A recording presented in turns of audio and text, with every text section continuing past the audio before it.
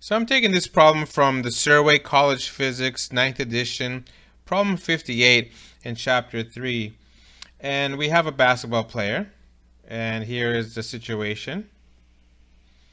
Before we give you some time to read the problem, let's look at the setup, right? So you have this shooter who is shooting from 2 meters off the ground at an angle of 40 degrees. Is going to travel a distance of 10 meters. So this is, of course, our delta x. And then the basketball is his height.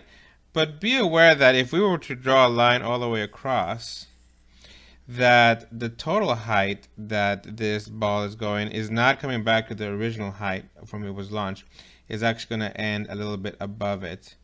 And so technically our delta y is this range right here from this imaginary line to this rim of the basketball hoop. So 3.05 minus 2.0, 1.05 will be our delta y that we're dealing with in this problem. Now, of course, it's launched at an angle. This is going to create some problems. The velocity vector at which it's launched is v naught. But of course, it's going to be a v naught x component, and then there'll be a v naught y component. And so a lot of the problem is going to be us keeping track of those two components. So here's the problem statement. You can go ahead and read it. You're given some key numbers, and they want the initial speed. So they want, don't let this 40-degree angle with horizontal confuse you. It's not asking for the horizontal speed. It's saying that the ball was shot at this kind of an angle with the horizontal. So that line I drew from the ball to the hoop, that is a horizontal.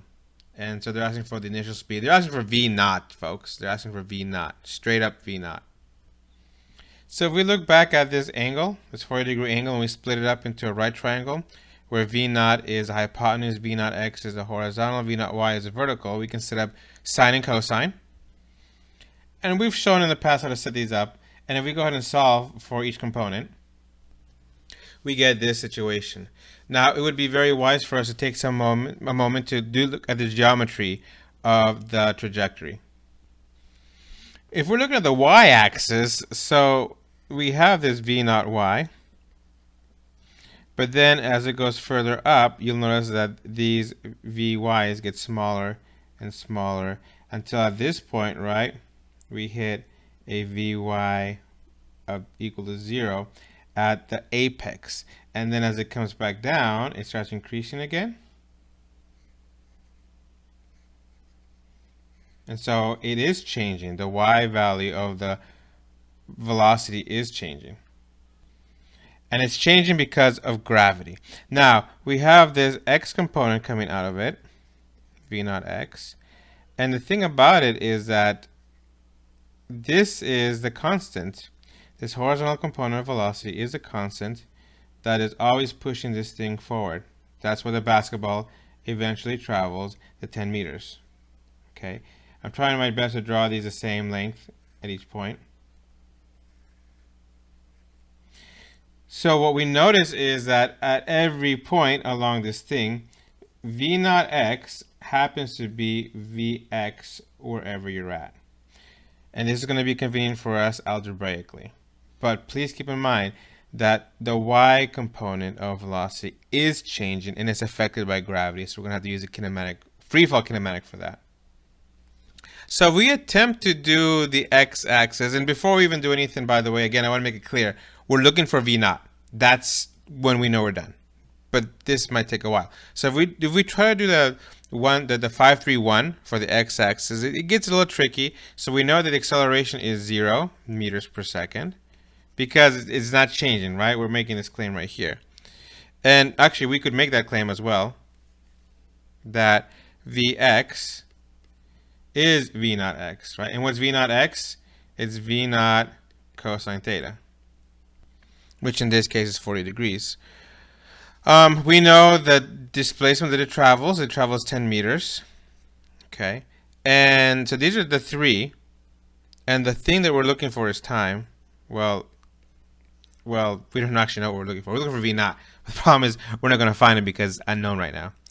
So I think our next best thing would be to find the time, because the time that it takes to travel horizontally, in this case, is going to be the time that it takes to travel vertically. If you want to use the first kinematic, this would be great, right? V is equal to V naught plus A times T. That could work. Except if A is 0, I mean, this is gone and you get V is V naught, and like we kind of know that already. So that was kind of a waste. Let's look at what we've been given and what we're looking for. How about the second kinematic? And we got to make a little bit of a tweak here, right? Because this is actually going to be V naught X, because we're on the X axis now. Now, because acceleration is 0, this entire term is gone.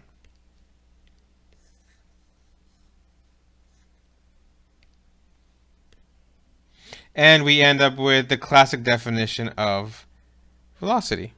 So if we go ahead and solve for V naught X, we get delta X over T. Blart! We're looking for T, so let's go ahead and solve for T. And remember, we made this claim that V naught X is Vx. Okay, so instead of having V naught, I can put Vx.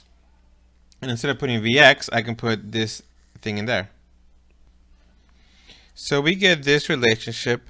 And if we go ahead and use a calculator, let's be careful with the rounding, but let's go ahead and carry maybe 3 to 4 decimals if we can help it. And so if you want to leave this as 10 meters over V naught, let's say cosine 40 in the calculator, make sure you're in degree mode, 0.766.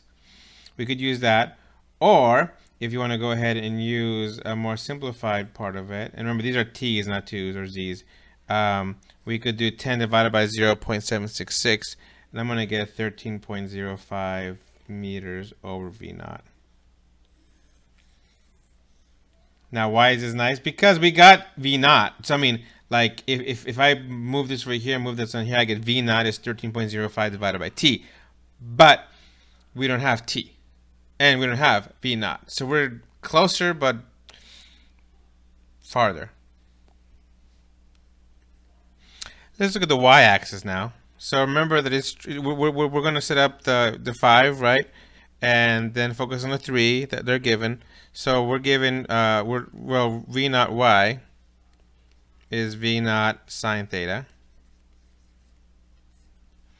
And we're given this quote unquote because we know that this angle is 40 degrees. So even though we're not given it completely, we know part of it. So that's what we're saying is given. We know that gravity is going to be acting against it. It'll be the thing responsible for slowing it down on the way up and speeding it up on the way down.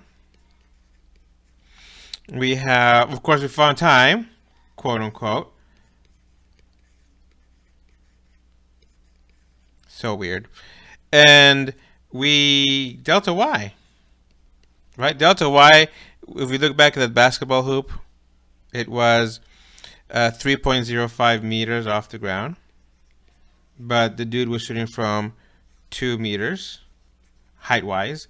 And so delta y ends up being 1.05 meters. We're looking at the second kinematic again, but this time we're on the y-axis. So V naught T 1/2 gravity times squared. V naught y, right? Great. So delta y is 1.05 meters. V naught y is V naught. Oh heck, what's sine of 40? I don't even know. Let's leave it as sine of 40. Time is 13.05 meters over V naught. 1/2 negative 9.8 meters per second squared, and then that ugliness 13.05 meters over V naught squared. Now, if you're wondering why, Mr. Rover, why are we doing this problem?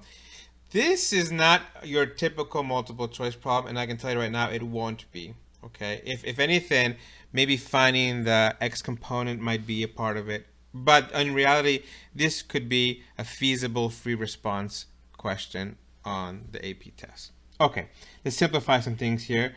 I'm going to put this over 1. Check this out. This is quite nice. The V naughts here cancel out. That's very nice. And so I have the 1.05 meters over here. if I do this math, right, sine 40 times 13.05 meters, I'm going to get 8.388 meters. If I multiply these two, half of negative 9.8, I'm going to get minus 4.9 meters per second squared. If we want to do the 13.05 meters squared, we could. Let's do that. That's 170.3025 meters squared. And the bottom also gets V naught squared because this 2 belongs to this numerator and this denominator. Wow, okay. So we're going to go ahead and subtract this from both sides. And we can do that because they have the same units. I get a negative 7.338 meters. I could divide both sides by negative 4.9, so I might as well do that right now. I'm going to run out of space.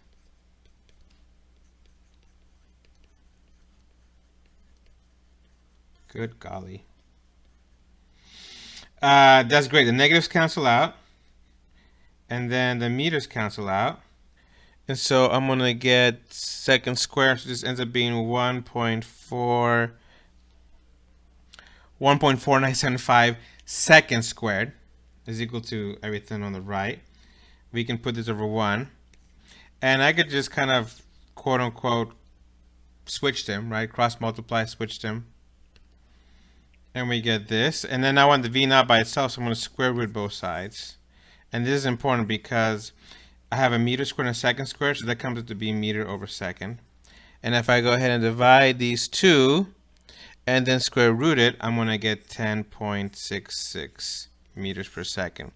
So this, folks, is the velocity that he has to launch at. This is not the horizontal initial component. This is not the vertical initial component. This is the actual velocity initial, period. Okay, 10.66 meters per second. The units worked out miraculously because we did everything correctly. There you go.